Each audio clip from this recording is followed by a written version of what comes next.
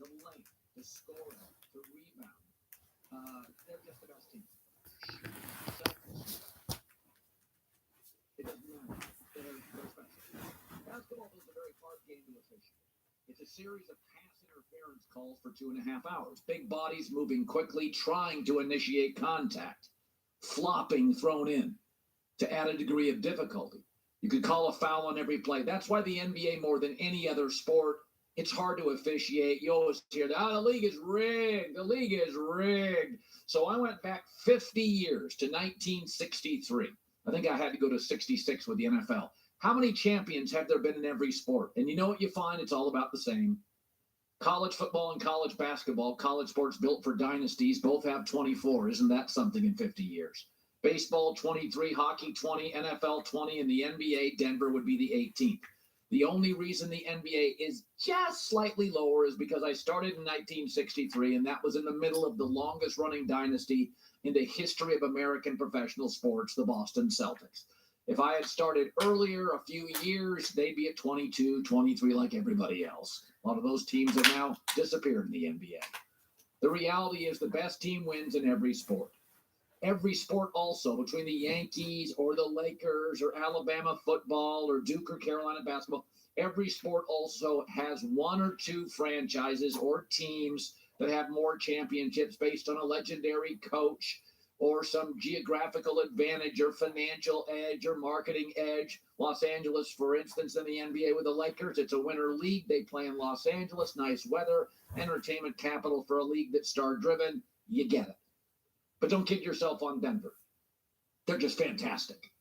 Guys like Aaron Gordon are averaging 17.5 points, and he's a defensive stopper. He's got an Andrew Wiggins Warriors feel. We'll get into that later.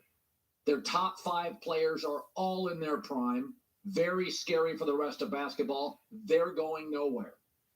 Nothing is rigged.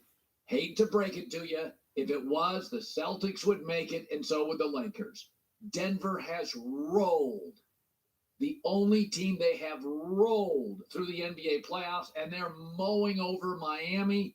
And they also have an element of maturity and coaching in Michael Malone, who said his only fear tonight is apathy. That's what great teams worry about. Overconfidence. Miami's not worried about that. They're getting squished. That's what the Shaq and Kobe, Phil Jackson Lakers worried about. Overconfidence. Being dialed in tonight.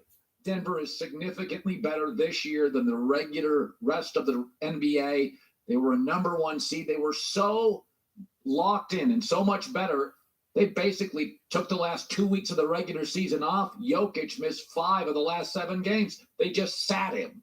Otherwise, they'd probably have the first or second best record in the NBA. Make no mistake, the better team's the Denver Nuggets. Yeah, so I told Skip on Friday, the benediction, the only thing left to give in church is the benediction. The pastor's great and giving a great sermon. The choir's done a great job. Miss Margie has done a great job with the readings and the news of the church. It's time for Shannon to wake up in the back. Yeah, that's it. Hey, no, you can sleep because my brother will hush my grandma. My grandma gave me. I would read. I would ventriloquist because I can read a lip. I'm gonna click your. Okay. I'm paying attention. Skip this over. I'm just trying to figure out, man, Skip, what's in the water? We might need to go to Serbia. What's in the water over there? Because how the hell they got 2 of the best that ever maybe they ever do it. And that little tiny ass country. 3/4. I mean, we got more people in LA alone than they got all of Serbia. They got Novak Djokovic, who just run his 23rd slam. The oldest man to ever do that. Spectacular. And halfway through the Grand Slam, he might pull that off. Yep. And you got Nikola Jokic. Yeah. I don't know, Skip. Jimmy Butler is really gnarly. Gnarls Barkley, all that. You're going home in 5.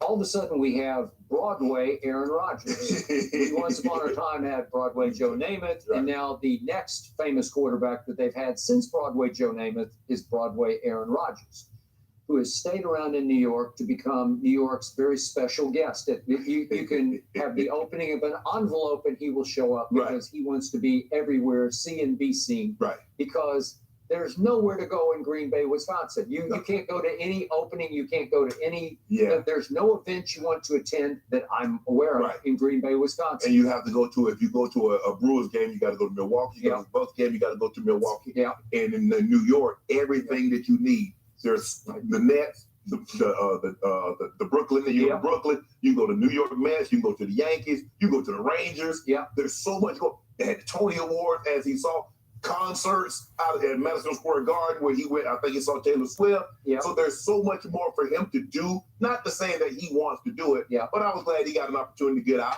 and enjoy himself. So I nearly fell off my chair last night. I walked back in, and the TV was still on the same network that had the Canadian Open Golf, which I'd watched to its conclusion. Then I left to work out, and then I came back, and the TV's still on that network, except the Tonys were on. Well, I don't usually watch the Tonys, Right. but I look up. I'm right on schedule. I look up, and they show a face on the end of the third row. It's Aaron Rodgers. He's there. He's at the Tony Awards. Love the Tony Awards. Right. Again,